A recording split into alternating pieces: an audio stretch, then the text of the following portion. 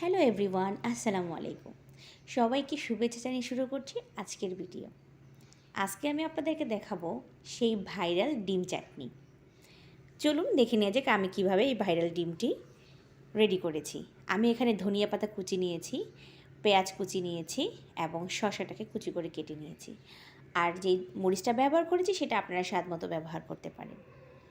একটু লবণ দিয়ে মরিচটাকে ভেঙে নিচ্ছি। এরপরে সবগুলো উপাদান একসাথে একটু ভালো করে হাতে কচলিয়ে নিচ্ছি, যাতে সবগুলো উপাদান একটু নরম হয়ে যায়। তাহলে ডিমের ভেতরে দিলে খেতে খুব ভালো লাগবে। আমি যখন বাসায় ডিমের চাটনিটি ট্রাই করলাম, তখন এটা এত বেশি ভালো লেগেছে যে আপনাদের সাথে শেয়ার না করে পারলাম না। আমি এখানে একটু স্বাদে ভিন্নতা আনার জন্য একটা মশলা ব্যবহার করেছি। আপনারা চাইলে অন্য কোনো মশলা ব্যবহার করতে পারেন। এখানে আমি এখন দিয়ে দেব একটু সরিষার তেল। সরিষার তেলটা দিলে ডিমটার ফ্লেভারটা একটু অন্যরকম আসে। সরিষার তেলটা আপনারা আপনাদের পরিমাণ মতো ব্যবহার করবেন।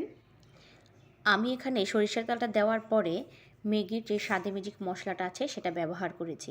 আমার কাছে মনে হয়েছে এই মশলাটা ব্যবহার করার কারণে আমার ডিমের চাটনির স্বাদটা অনেক গুণ বেড়ে গেছে। তো এরপর আমি একটু ভালো করে মিশিয়ে নিচ্ছি। আর যদি আপনারা এই মশলাটা ব্যবহার করতে না চান, তাহলে আপনারা এখানে টেস্টিং সল্ট এবং বিট লবণটা ব্যবহার করতে পারেন। এর পর্যায়ে আমি এখানে দিয়ে দিচ্ছি কাসুন্দি।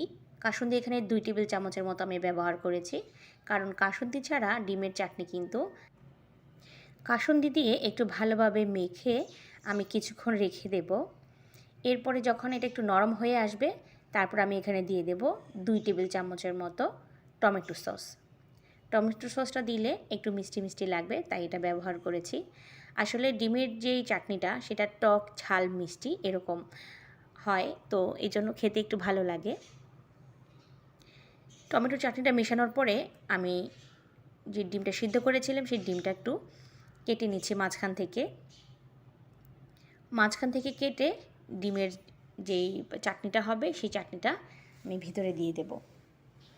ডিমের এই চাটনিটা যেখানে অরিজিনালি বানানো হয় সেখানে হয়তো যাওয়ার সুযোগ সবার নাও হতে পারে, তো আপনারা চাইলে এটা বাসায়ভাবে ট্রাই করতে পারেন।